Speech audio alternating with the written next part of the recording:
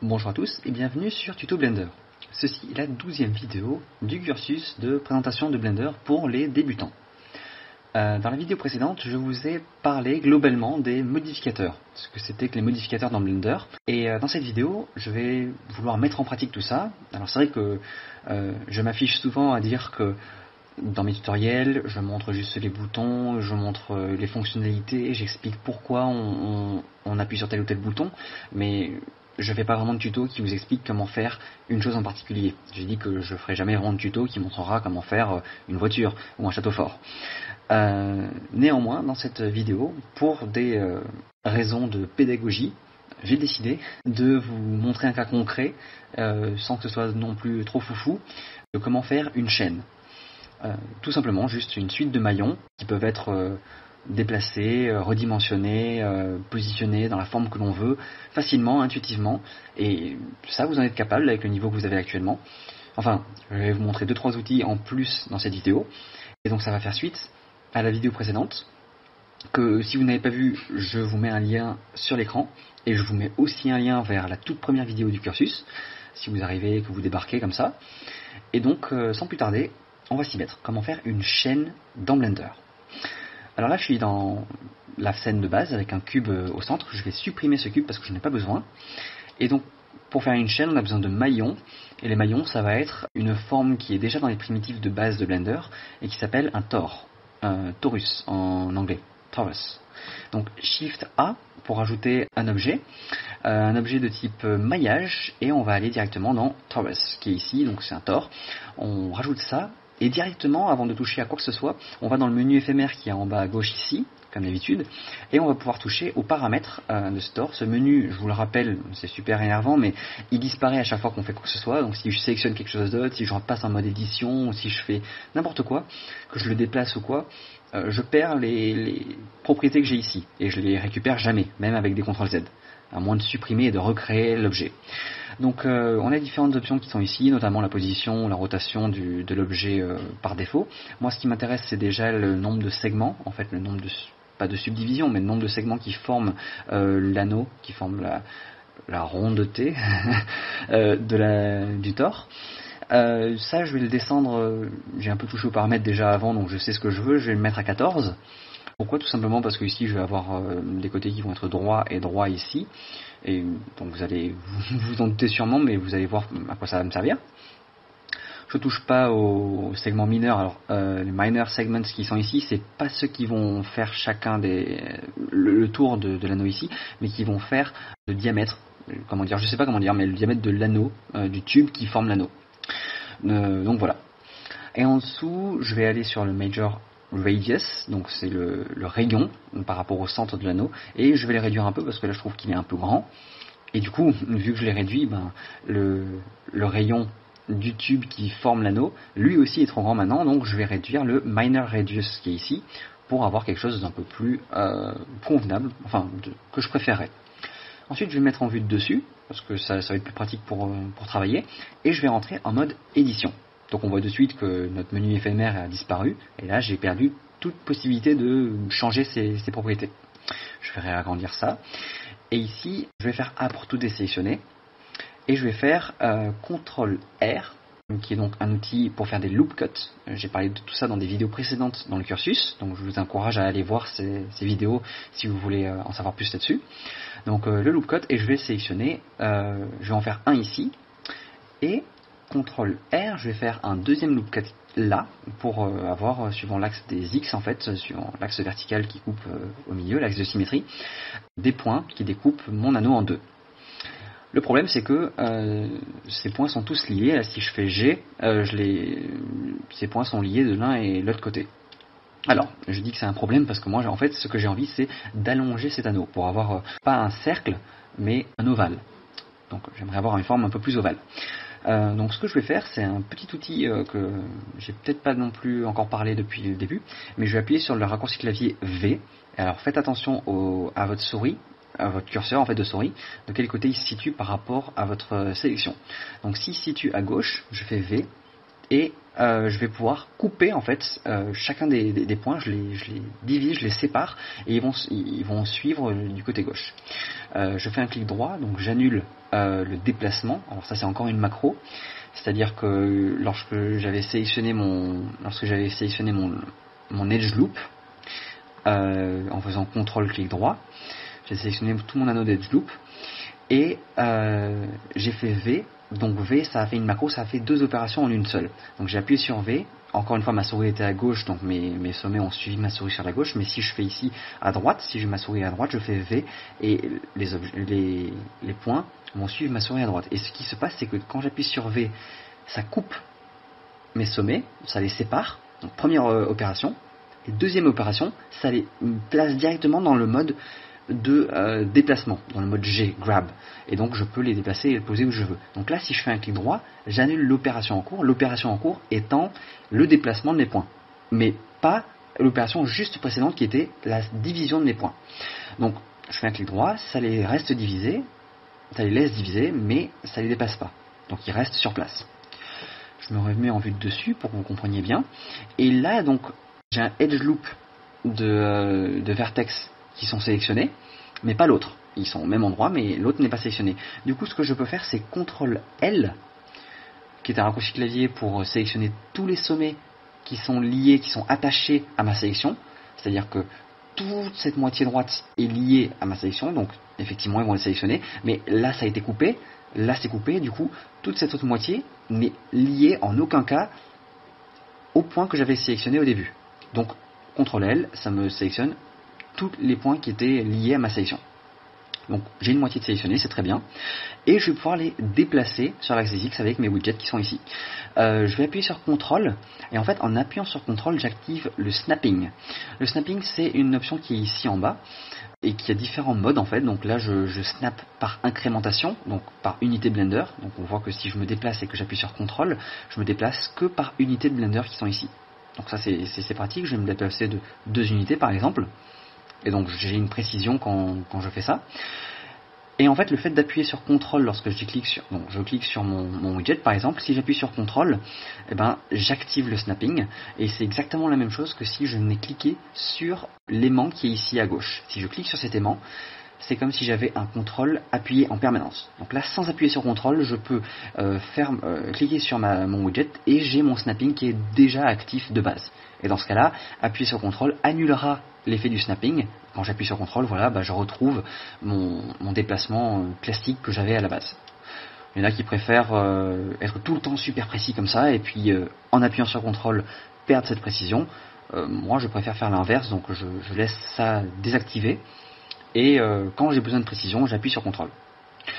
Ensuite, encore un raccourci clavier, ça va commencer à faire beaucoup, mais encore un raccourci clavier, ça va être CTRL-I. En faisant CTRL-I, j'inverse, I c'est inverse, la sélection qui était là. Donc j'avais une moitié de sélectionnée, je fais CTRL-I, donc j'inverse la sélection, et j'ai l'autre moitié qui est sélectionnée. Très pratique, je vais refaire la même chose, je clique là-dessus, je fais CTRL, et je vais me déplacer de 2 unités Blender pour garder une symétrie parfaite. Maintenant, je peux refaire Alt-clic droit pour sélectionner mon edge loop qui est ici, de ce côté, faire un Shift-Alt-clic droit pour sélectionner le deuxième edge loop et avoir les deux qui sont sélectionnés ensemble. Et dans les propriétés à gauche ici, de mon panneau T, je peux descendre, et si vous avez l'add-on d'installer, l'add-on Loop Tools qui est installé ici, je vais pouvoir, et vous allez pouvoir aussi faire un bridge qui est ici, et ça va me lier les deux edge loops qui sont là. Vu que ça c'est un add-on, ça veut dire qu'il n'est pas activé de base dans Blender. Alors l'add-on est de base dans Blender, mais il n'est pas activé de base dans Blender, donc vous pouvez l'activer si vous voulez en allant dans Files, User Preferences, Add-ons, et je pense que si j'appuie sur Loop Tools, voilà, il y a Mesh Loop Tools, vous pouvez juste cliquer sur le checkbox qui est ici et vous l'activerez, et comme ça vous pourrez retrouver ces options qui sont ici. Ou alors, si ça vous fait peur de rentrer dans les méandres de Blender pour aller activer des choses inconnues, vous pouvez très bien lier les deux objets avec des outils de base. Vous sélectionnez un sommet d'un côté, vous sélectionnez le même sommet symétriquement de l'autre, vous allez appuyer sur F, donc vous avez lié les deux, et ensuite vous allez re-appuyer sur F plusieurs fois, et vous allez fermer tout le tour de votre sélection comme ça et refermer votre anneau. Très bien, alors jusque là on a un anneau dans Blender. Voilà, parfait, on est content. Maintenant on va pouvoir retabuler en mode objet. Et donc j'ai mon premier anneau. On va devoir faire notre chaîne maintenant. Alors vous imaginez bien que faire Shift D pour dupliquer notre maillon, venir le placer là où je le veux, ensuite venir faire R, X, le tourner autant que je veux, puis répéter les opérations jusqu'à ce que j'ai la chaîne que je veux, ça va être très long, très fastidieux, pas super précis, bref, que des complications. Donc je vais supprimer ce deuxième maillon et resélectionner le premier. Pour ça je vais utiliser des modificateurs. Les modificateurs se trouvent dans le panneau des propriétés qui est ici à droite. Vous allez avoir le menu qui est en haut et au milieu du menu vous avez l'outil qui est là en bleu. Vous cliquez sur ce sous-menu, sur ce panneau là, et vous avez un gros bouton Add Modifier qui est là. Quand vous cliquez dessus, vous avez la liste de tous les modificateurs que Blender vous propose. Ils sont tous super utiles et dans différentes situations vous allez les adorer. Nous, ce qui nous intéresse pour l'instant, c'est Array. Pourquoi? Array, ça veut dire tableau en anglais, et la fonction principale de ce modificateur, c'est de créer des instances de l'objet principal, donc créer des duplicata autant qu'on veut, et avoir un certain contrôle sur les duplicata qu'on a créés. Donc lorsque je crée le modificateur de base, voilà, j'ai créé une première instance de mon maillon, enfin une deuxième instance à côté, un duplicata. Et si je détaille un peu le modificateur qui est ici, vous allez avoir tout le temps les mêmes paramètres de base en haut qui vont s'afficher, c'est-à-dire une petite flèche qui vous permet de fermer ou d'ouvrir le modificateur. Si vous vous rappelez du cours précédent, je vous ai dit que les modificateurs s'empilent, donc il peut y en avoir plusieurs l'un sur l'autre qui vont se cumuler, dont les effets vont fusionner et vont se cumuler. Et donc si vous vous concentrez pas actuellement sur le modificateur Array, vous pouvez le refermer et pour gagner de la place sur toute cette pile et vous concentrez que sur ceux que vous aurez d'ouverts. Là on va l'ouvrir, on a besoin des propriétés en dessous. À côté vous avez la petite icône qui représente le modificateur. Vous voyez qu'on a une icône par modificateur. Oups, je viens de créer un deuxième arrêt. Ensuite vous avez le nom, et là vous pouvez renommer si vous voulez. Il est toujours bon de s'attarder sur la nomenclature, que ce soit des modificateurs ou des objets ou quoi que ce soit dans votre scène, parce que ça vous permet d'être beaucoup plus efficace et organisé, et donc c'est toujours une très bonne pratique à avoir. Donc ici vous pouvez renommer votre modificateur, et à côté vous avez des boutons qui veulent toujours dire la même chose. Chaque fois que vous voyez ces boutons, ça veut dire la même chose. Donc là vous allez avoir une checkbox avec une caméra qui vous permet de vous dire que comme elle est activée, elle est en orange, l'effet de ce modificateur sera visible au rendu. Lorsque vous créerez une image sur votre ordinateur ou une vidéo, vous verrez cet effet dans votre rendu final. Si vous le décochez, l'effet ne sera plus visible au rendu. À côté vous avez l'œil qui vous permet de vous dire que l'effet en question est visible dans la fenêtre 3D. Donc si vous décochez cet œil là, vous ne voyez plus le deuxième maillon à côté, parce que l'effet n'est plus visible. Néanmoins, comme la caméra est cochée, l'effet sera quand même visible au rendu. Donc on va activer ça, on a besoin de voir ce qu'on fait. À côté, vous avez cette petite icône qui est l'icône qui représente le mode édition. Ça veut dire que l'effet est visible lorsque vous êtes en mode édition. Là, si on fait une tabulation et qu'on passe en mode édition, on voit l'effet de notre modificateur ici. On a un deuxième maillon à côté. Et le dernier bouton qui est là vous permet de dire que j'aimerais pouvoir aussi modifier le deuxième objet. Et en fait, c'est juste que vous voyez les sommets, les arêtes et les faces de chacun des duplicata que vous aurez créés. Et vous pourrez interagir avec de la même manière. Mais si je sélectionne ce sommet, on voit que le même sommet a été sélectionné sur le premier maillon aussi. Donc c'est juste similaire. Je vais décocher ça, j'aime pas trop l'avoir activé. Et à côté, vous avez les deux boutons qui vous permettent de gérer l'ordre dans la pile des modificateurs. Donc si j'avais d'autres modificateurs en dessous, je pourrais rabaisser cet arrêt en dessous ou au-dessus avec ces deux flèches-là. La croix, c'est universel. Une croix, ça permet de supprimer, de fermer le modificateur en question et donc le supprimer. En dessous, vous avez deux boutons qui sont aussi importants. Le Apply vous permet de graver dans la pierre toutes les propriétés et tout l'effet de votre modificateur. Donc au contraire de la croix ça supprime et ça n'applique pas.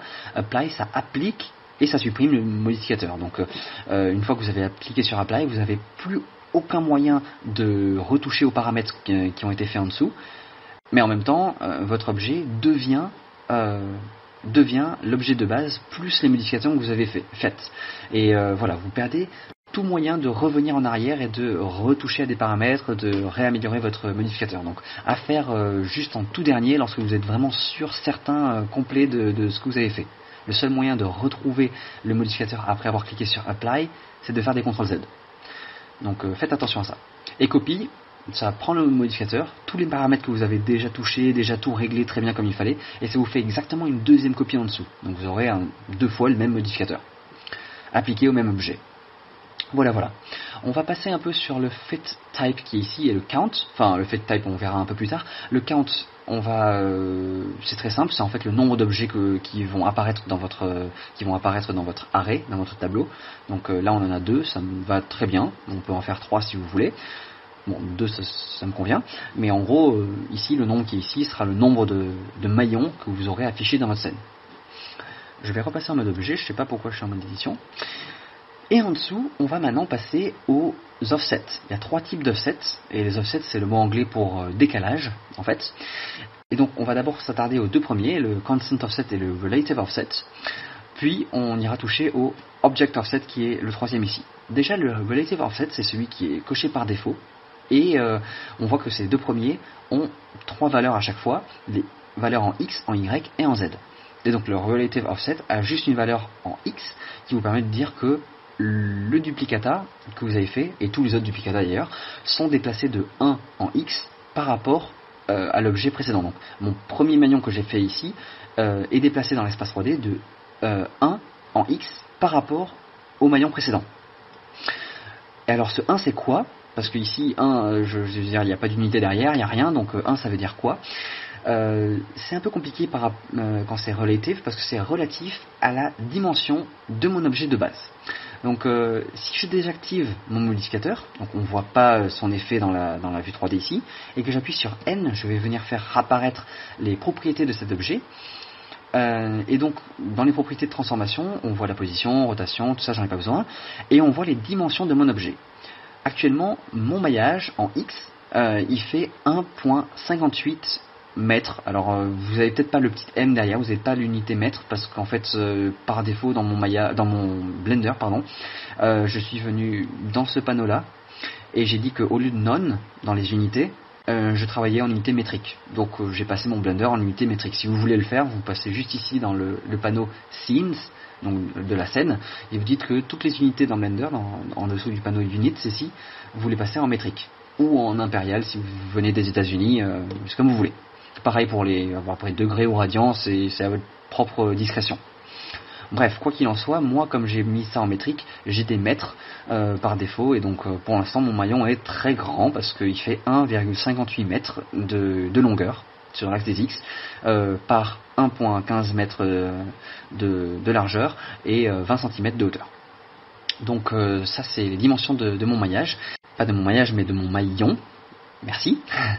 Et donc, ce 1 qui est ici dans le relative offset de mon modificateur me permet de dire que je déplace le deuxième maillon, quand je crée le deuxième maillon, je le déplace de une fois 1,58 mètres. Donc je le déplace de 1,58 mètres. Donc le centre de gravité de mon deuxième maillon se trouvera à 1,58 mètres du premier. Voyons voir si je réaffiche mon array ici. Je ne peux pas vraiment le calculer comme ça, mais vous pouvez me croire. Le centre de gravité de ce deuxième maillon qui doit être à peu près ici est à un carreau. Donc on voit les carreaux en arrière-plan ici, on voit un carreau qui fait ça. Alors si je dessine avec mon Grease Pencil en D, je veux dire que j'ai un carreau qui fait ça, c'est fait une unité Blender, donc 1 mètre, c'est ça. Et donc de ce point ici de centre de gravité ici au deuxième centre de gravité qui doit être à peu près ici, j'ai un carreau plus la moitié du carreau qui est ici, à peu près, enfin la moitié est 8, donc 1,58 unités de X. Oups, j'ai appuyé sur D là-dessus, c'était pas mon intention. Et donc je vais pouvoir aller dans Grease Pencil ici et supprimer les tracés que j'ai fait. Voilà, donc ça c'est très compliqué, juste pour vous expliquer le relative offset. Ceci c'est juste un multiplicateur. Si j'avais appuyé sur 2 ici, j'avais fait 2, je décale alors mon deuxième anneau de 2 fois 1,58 et donc là bien sûr c'est comme si j'avais décalé de 1,58 jusqu'ici puis 1,58 jusqu'ici, donc 2 fois 1,58. Voilà. Et donc mon anneau serait placé là, voilà, jusqu'ici. Bref, c'est super simple, je sais pas pourquoi je m'attarde autant sur quelque chose d'aussi trivial. Le truc c'est qu'on va pas utiliser le relative offset, on va utiliser le constant offset qui est à côté. C'est juste pour vous l'introduire en fait, pour vous le présenter. Et la différence qu'il va y avoir par rapport au relative offset, c'est qu'il ne sera pas relatif à la dimension de mon anneau ici. C'est-à-dire que cette fois-ci, lorsque je rentre une valeur là, cette fois-ci c'est en mètres, là il n'y avait pas d'unité parce que c'était un multiplicateur de ma dimension. Là il y a une unité parce que c'est clairement la valeur exacte. Si je dis que je veux me déplacer de une unité Blender, je tape 1 ici, voilà, et le centre de gravité de mon deuxième anneau est d'une unité, pardon j'ai fait G au lieu de D, et d'une unité exacte par rapport au premier. Il a juste décalé mon anneau de 1. Point barre. Le truc c'est que du coup ici, si je vais en mode édition, je vais encore une fois supprimer mon Grease Pencil, pas besoin. Si je vais en mode édition ici, je peux sélectionner tout mon maillon, et si je fais S par exemple et que je les agrandis, mon deuxième maillon bien sûr c'est le duplicata du premier, donc il va s'agrandir pareil. Par contre il change pas de place, il reste exactement au même endroit parce qu'il se déplace juste de 1 par rapport au premier. Donc il y a toujours une distance de 1 entre les deux centres de gravité.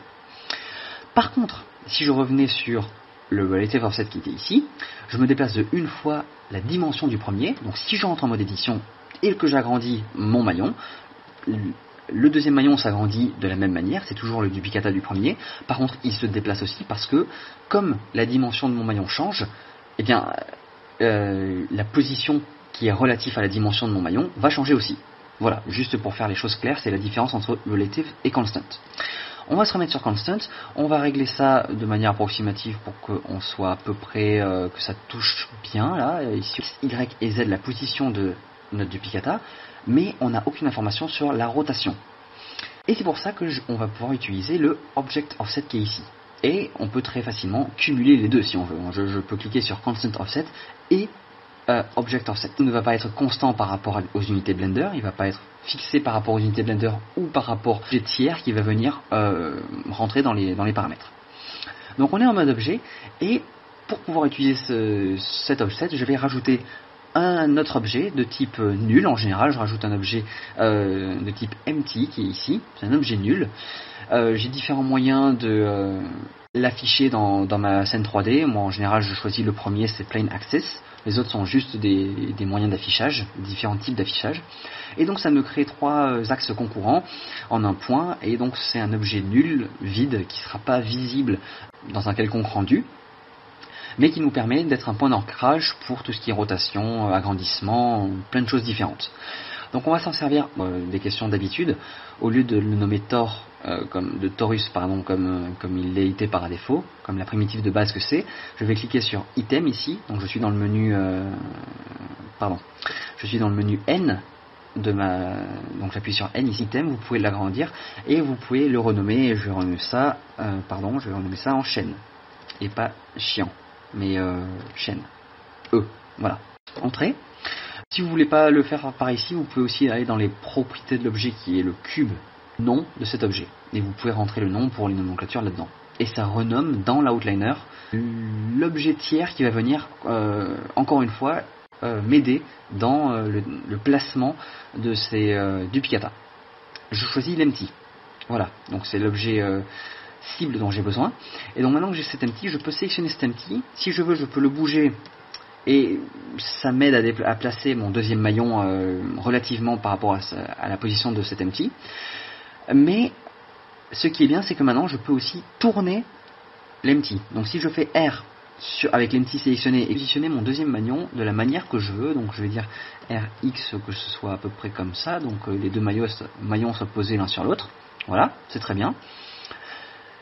Et voilà, là j'ai la base de ma chaîne, donc j'ai peut-être passé un peu plus de temps juste pour placer un deuxième maillon, alors que si j'avais fait ça à la main, ce serait beaucoup plus rapide.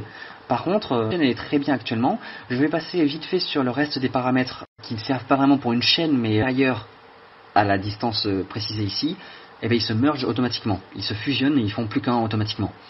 Et on peut même compléter cette option merge avec le first and last, c'est-à-dire que si on fait boucler notre array, notre duplication là, et que le dernier élément compte dans le merge, et il peut aussi merger les deux. Donc ça c'est pratique aussi.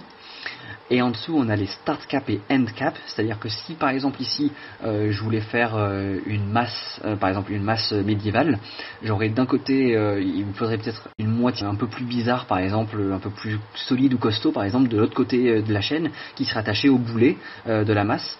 Et si je voudrais faire ça, au lieu d'avoir fini ma chaîne, d'attendre d'avoir fini ma chaîne et ensuite de venir modéliser et placer à la main les deux téléphones avec, vous voyez les vieux téléphones qui avaient des fils enroulés là, ben, il peut y avoir un qui est pour le combiné et l'autre qui est pour le boîtier. Il y a plein de choses, on peut trouver plein d'exemples différents. Bref, ça vous permet de préciser un objet en particulier qui se placerait automatiquement au début de votre arrêt et à la fin de votre arrêt. De gérer autrement que par un compte fixe ici, le nombre de mailles. Mais il y a deux autres options qui sont ici. Il y a Fit Length. Donc je vous ai dit un peu plus tôt dans le tutoriel que j'ai changé mon Blender pour avoir une unité métrique. Donc là je peux, j'ai en 10 mètres. Hop, et là sur 10 mètres, Blender calcule automatiquement le nombre de maillons qu'il faut qu'il mette par rapport aux paramètres que j'ai mis en dessous. Donc voilà, j'ai autant de maillons qui se créent en fonction aussi de la dimension d'un maillon. Ce sont des mètres parce que je l'ai précisé. Si vous n'avez rien précisé, vous, ce sera juste un nombre, ce sera une unité Blender, ce sera une unité de carreaux comme ça de Blender. Ou alors ce seront des pieds, des pouces, l'unité impériale quoi. Voilà, mais nous c'est pas cette deuxième option qui va nous intéresser, ça va être le Fit Curve. Et si je fais Fit Curve, je peux dire que je ne sais pas pourquoi il me remet ça. Je vais remettre ici le Fit Length à 0. Ça doit être un bug d'ailleurs. Parce que maintenant, c'est fou, ça c'est un bug. Si je me mets à 10 dans le Fit Length et que je change en curve, j'ai pas précisé la curve, j'ai pas précisé la courbe sur laquelle je veux me caler. Donc, je lui ai pas rentré de distance. Pourtant, il me garde la distance des... Vous voyez, quand j'étais dans Fixed Count, j'étais à 14. Donc il me met 14 maillons. Dès que je suis passé à Fit Length, automatiquement, j'étais à 0 tout à l'heure, par défaut, et ben il m'a mis 0, il m'a mis juste un maillon, parce que il s'est reporté à la distance précisée dans Fit Length.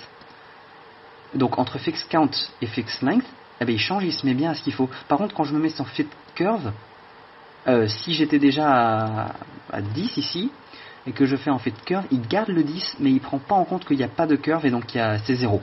Bref, je viens de découvrir un bug. Youpi. En tout cas, quoi qu'il en soit, ici on va se remettre à 0, tiens, pour que ça fasse plus de sens. Donc on est sur Fit Curve, il n'y a pas de courbe de précisé, donc normalement il ne met aucun maillon de plus. Voilà, là c'est le truc classique, c'est ce qui devrait se faire. Par contre, on va pouvoir lui préciser une courbe que l'on veut.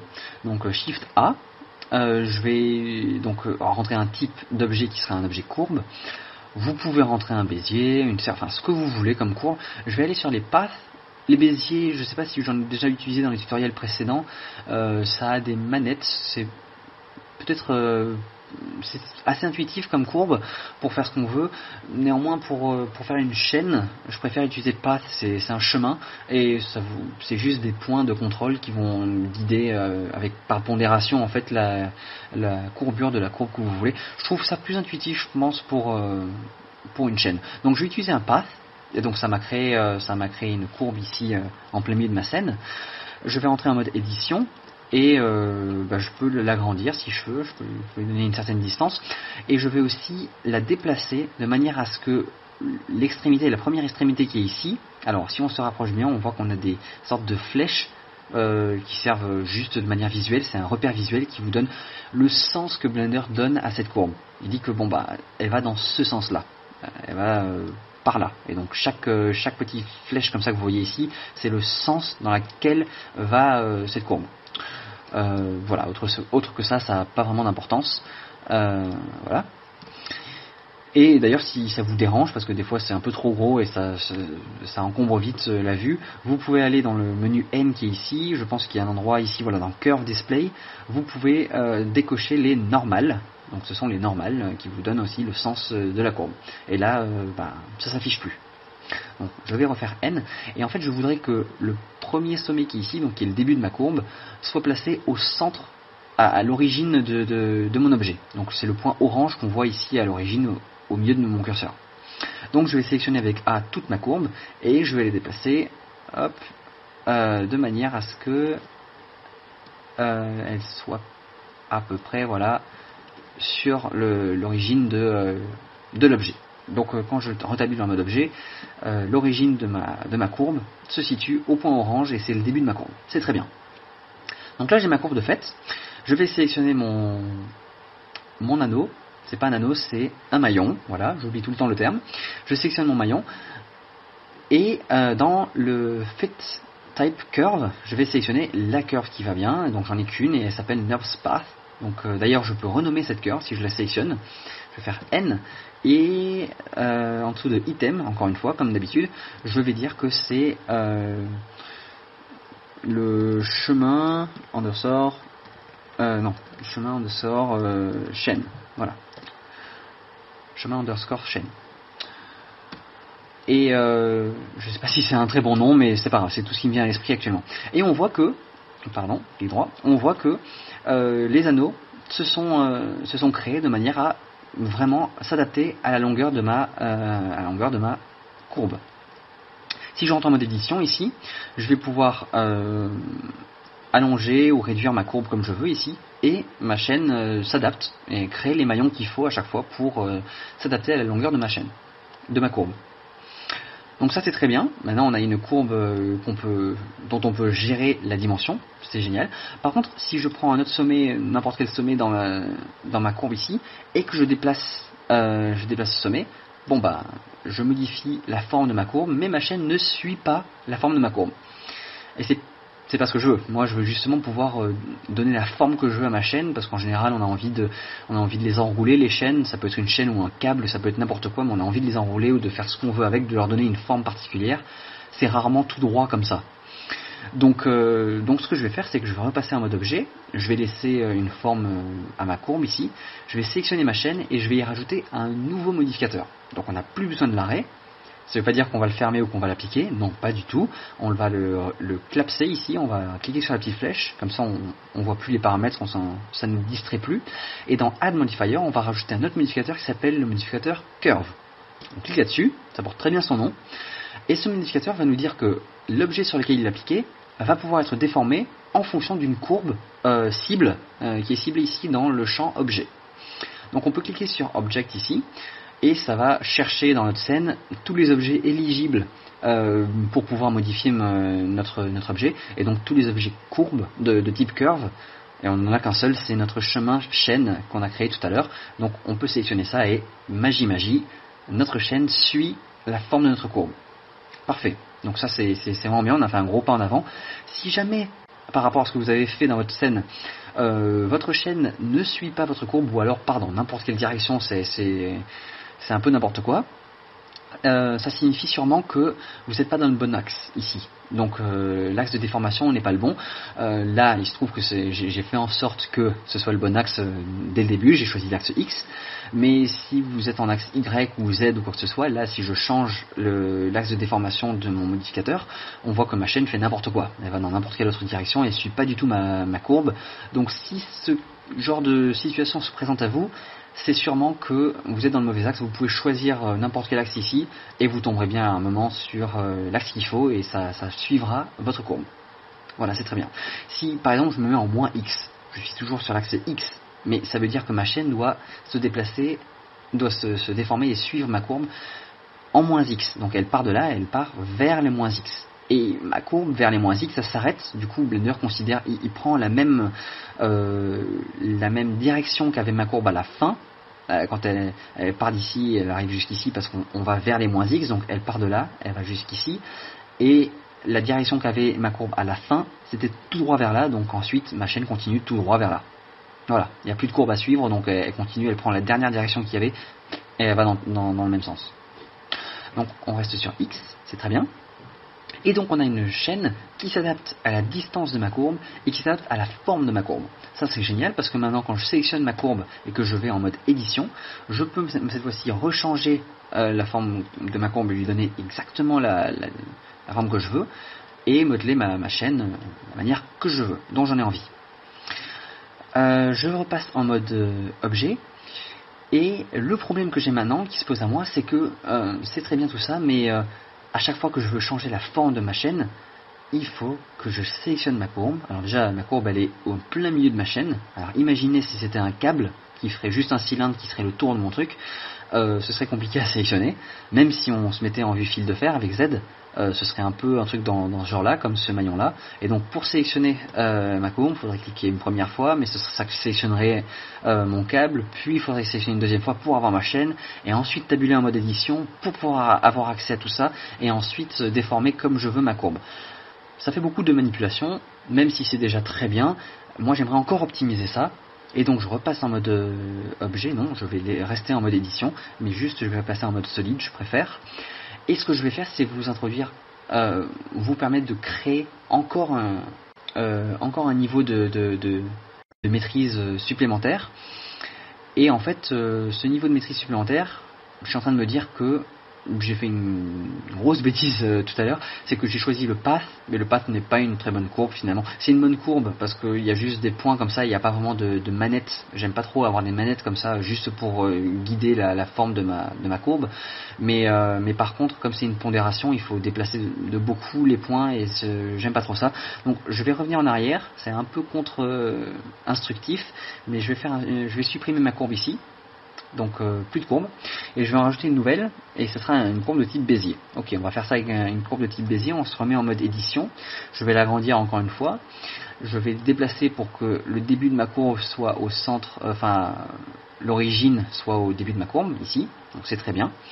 Et je vais renommer cette courbe, bien sûr, parce que c'est ce que je disais tout à l'heure, donc j'avais dit que c'était chemin underscore chaîne, c'est ça, voilà, oups, avec un E à chaîne, pardon.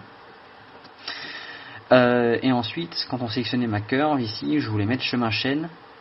Et dans le arrêt, je voulais aussi mettre chemin chaîne. Voilà. Donc là, j'ai ma chaîne qui a déjà été refaite. J'ai juste remplacé la courbe par une autre.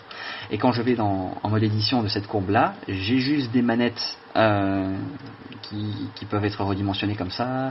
On sélectionne le centre de la manette et on peut le déplacer. Et ensuite, on peut faire R, tourner la manette et avoir plus de précision. En fait, c'est assez intuitif. En fait, vous allez voir, c'est un peu comme quand vous faites un tracé à la plume dans Photoshop ou n'importe quel autre soft de ce genre-là. Un tracé à la plume, vous allez avoir ces mêmes genres de manettes, c'est la même chose, sauf que ça fait une courbe en 3D. Bref, l'avantage de cette courbe-là, c'est que maintenant, quand j'extrude ou que j'ai plus de points, je vais extruder un peu plus loin, c'est que chaque point de contrôle va rester au niveau de ma chaîne. Donc c'est beaucoup plus intuitif pour ce que j'ai envie de vous montrer maintenant. Mais en soi, ça fait la même chose que tout à l'heure. Je repasse en mode objet. Non, je reste en mode édition, pardon. Et pour chaque point, chaque manette qui est ici, je vais vous introduire à l'outil hook, qui est en fait, ça veut dire crochet. Et je vais crocheter ce point à un objet en vue objet, un objet tiers encore une fois. Et donc, qui dit objet tiers, juste de manipulation ou de contrôle, dit empty. Le raccourci clavier ou l'opération qui permet de faire un hook comme ça, de faire un crochetage, ça va être CTRL H. Si je fais CTRL H, je peux faire apparaître le panneau de hooks ici, de crochet, et je vais pouvoir soit crocheter sur un nouvel objet, soit crocheter sur une sélection, l'objet sélectionné, soit crocheter sur l'objet os déjà sélectionné. Donc ça signifie des os, ça signifie une armature, ça signifie qu'on parle d'animation. C'est pas le cas actuellement, donc cette troisième option pour l'instant on n'en parle pas. Je vais vous montrer le Selected Object un peu plus tard. Pour l'instant on n'a pas l'objet qu'il faut, donc on va juste faire un hook sur un nouvel objet. Si je fais ça, boum, j'ai un empty qui a été créé ici, qui ne fait pas partie du mode édition de ma courbe. Même si on est en mode édition de ma courbe, il faut sortir en mode objet, et cet empty a été créé en mode objet. Et il peut être utilisable en mode objet. Si je le sélectionne et que je le déplace, c'est comme si je déplaçais la manette que j'avais en mode édition tout à l'heure. Donc ça me permet de manipuler la manette de ma courbe alors que je suis en mode objet. Et donc manipuler ma courbe très facilement. S'il n'est pas très facile à sélectionner, un peu petit actuellement, au lieu de faire S ici, vous allez faire S, mais vous allez faire S sur la manette de votre courbe comme en mode édition. Donc ça c'est très pratique, mais c'est pas ce qu'on veut. Nous on veut juste l'afficher de manière plus grande. Donc vous le sélectionnez, vous allez dans les paramètres de l'empty qui est ici, et dans le size, vous pouvez l'augmenter à 5 par exemple, et avoir, alors peut-être pas 5, mais 3, ou même 2, ça suffira, et donc là il sera assez grand pour pouvoir le sélectionner facilement en mode objet.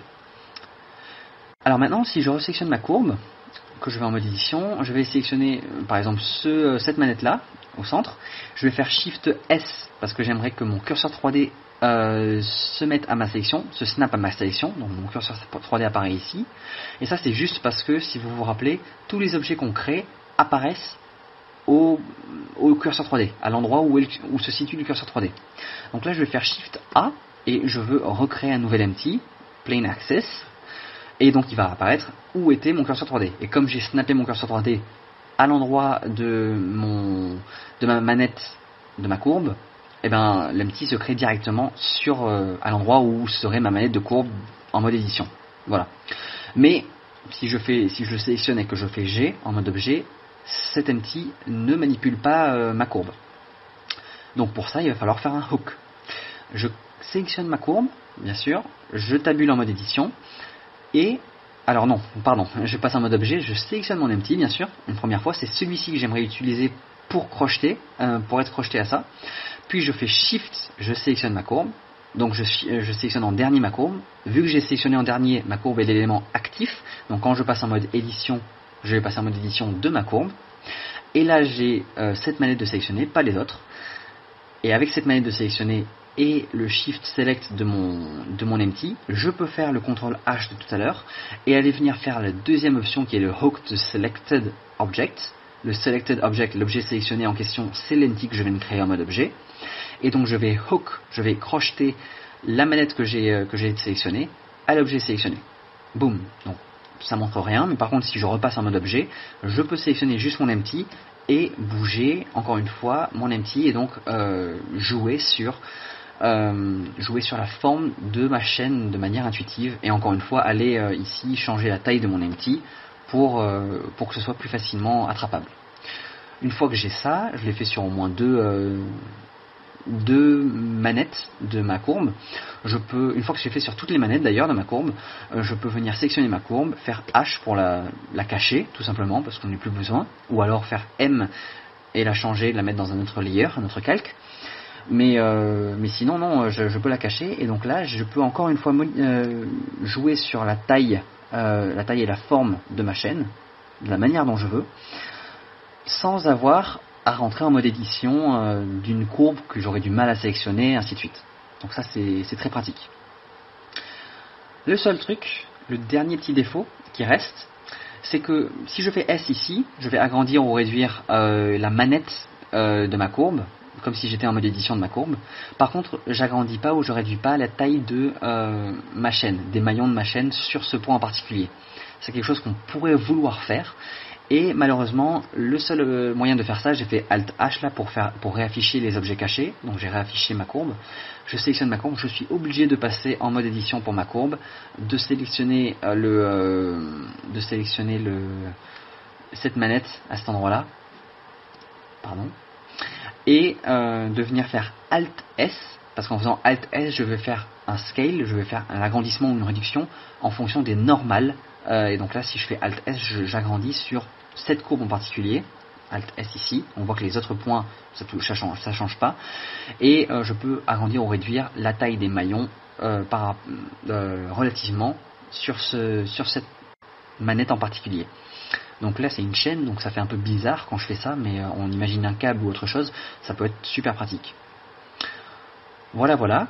On se rend bien compte que du coup le hook, j'ai oublié de le préciser tout à l'heure, mais c'est un modificateur. C'est pour ça que quand je passe en mode édition ici, le modificateur n'est pas visible en fait en mode édition parce que ça n'a pas été activé. Là on voit que j'ai ma courbe de sélectionner, et c'est sur ma courbe que j'ai appliqué le modificateur hook. Si je vais dans Add Modifier, le modificateur hook il est en dessous ici, dans les déformes. Moi j'ai fait le raccourci clavier CTRL H pour créer le hook.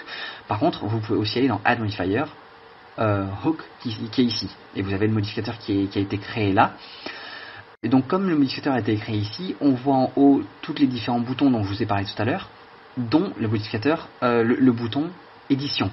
C'est pour ça que vu qu'il est désactivé ici, lorsque je vais en mode édition, eh ben, même si mon empty il est là-haut et que ma chaîne est censée être montée là-haut, on le voit pas parce que il faut activer ça et activer ça aussi. Non, activer plutôt celui-ci parce que c'est pour le deuxième. Ça c'est le hook de cette branche là, de cette manette ici. Donc nous on est sur la dernière manette, c'est le deuxième hook qu'on a fait, c'est celui-ci. Donc il faut l'activer le mode édition là, et là on voit les modifications qui sont reproduites en mode édition facilement. Voilà, donc avec tout ça je pense que j'ai fait le tour de ce que je voulais vous montrer. On voit qu'en très peu de temps, le tutoriel est quand même assez long, mais en peu de choses, on peut facilement venir faire une chaîne très facilement. Pardon, je viens de cacher le hook, mais on peut créer une chaîne qui est très facilement modelable. On peut faire ce qu'on veut avec, la redimensionner, la placer comme on veut, et ça. Si vous deviez le faire à la main, si vous deviez passer chaque maillon, vous n'auriez jamais une courbe aussi lisse que celle-là, aussi bien faite. Ce serait un enfer. Ça prendrait des heures et puis ce serait pas aussi bien. Même avec tout le temps que vous voudriez y passer, ce serait même pas aussi bien que ça. Donc voilà, là je vous montre bien la puissance des modificateurs. En quelques modificateurs, j'ai pu faire quelque chose d'assez bien. Si vous avez des questions, toujours allez voir les commentaires. J'y réponds tout le temps. Je m'excuse pour les temps monstrueux, les retards monstrueux que j'ai à chaque fois que je sors mes vidéos. Je dois les sortir chaque 20 du mois, mais je passe tellement de temps à les faire que j'ai tellement de choses de prévues dans tous les sens que je ne m'en sors pas. Je vous prie de m'excuser vraiment, hein, ça me tient à cœur à chaque fois de faire ces tutoriels, mais bon, je suis en alternant, j'ai plein de trucs, je vais pas rentrer dans des excuses, mais bon, voilà, j'ai pas trop de temps. Malgré ça, même si j'ai pas trop de temps, vous me suivez, vous continuez de vous abonner, de faire des likes, des j'aime, ça me fait super plaisir à chaque fois. Je comprends même pas comment vous puissiez ne pas en avoir marre que je sorte pas mes tutoriels à l'heure. Mais bon, merci beaucoup. Et donc je vais continuer dans ma folie et je vais être encore plus fou que ça parce que j'ai pas le temps déjà de sortir mes tutoriels, mais en plus je m'engage dans d'autres choses encore. J'ai vu récemment, en fait je me suis inscrit récemment à un site qui s'appelle, ça fait des cours sur les maths, l'anglais, l'histoire géo, je sais pas, des langues, de plein de trucs, niveau confondu. Et à ma très grande surprise, j'ai pu m'inscrire en tant que moniteur, puis m'inscrire en tant que tuteur de Blender sur ce site. Je pense même que je suis le premier tuteur Blender là-dessus. Et un peu dans un système comme du Skype, mais c'est pas Skype. Enfin, ça pourrait être Skype, mais c'est un truc dans le genre. Je fixe les prix, mais je pense que j'ai mis 12 €, enfin j'ai pas mis beaucoup. Qu'un élève, j'ai rien fait du tout, c'est juste que je me suis dit qu'il y avait des gens qui m'avaient déjà proposé dans les commentaires que ça me plaisait pas trop de donner mon Skype comme ça, sans cadre vraiment bien défini et tout, et vraiment très bien. Et même si je me suis dit, je leur ai clairement dit que je voulais pour l'instant pas trop d'élèves, je voulais pas crouler sous les élèves parce que j'ai pas le temps, je sais pas trop comment je vais gérer, et un peu intermédiaire, sachant que c'est dans la filière 3D animation. Et je ferai pas d'animation parce que l'animation c'est vraiment c'est un métier à part entière. Il faut faire animateur, faudrait vraiment être là-dedans. Et j'ai pas vraiment les compétences requises pour apprendre de l'animation moi tel que je suis. Bref, je parle beaucoup, mais bon. Le site, vous arrivez sur cette page. Donc ça c'est mon compte. Moi c'est Yves du coup. Ouais, c'est pas tuto Blender, mais si vous me cherchez, voilà. Donc dites-moi vraiment si ça vous intéresse. Je suis proche, tout ça, ça peut se faire via ça. Bref, ce tutoriel est super long pour sortir les tutoriels à l'heure, donc ne vous inquiétez pas, je n'arrêterai même avec ça, autant que je veux, pendant très longtemps encore. Il y a beaucoup de choses à couvrir sur Blender, beaucoup de choses que je sais encore que j'aimerais bien apprendre, que j'aimerais bien vous apprendre, donc ne vous inquiétez pas, j'arrêterai pas mes tutos. Je vous dis à plus, au mois prochain, et donc voilà, ciao.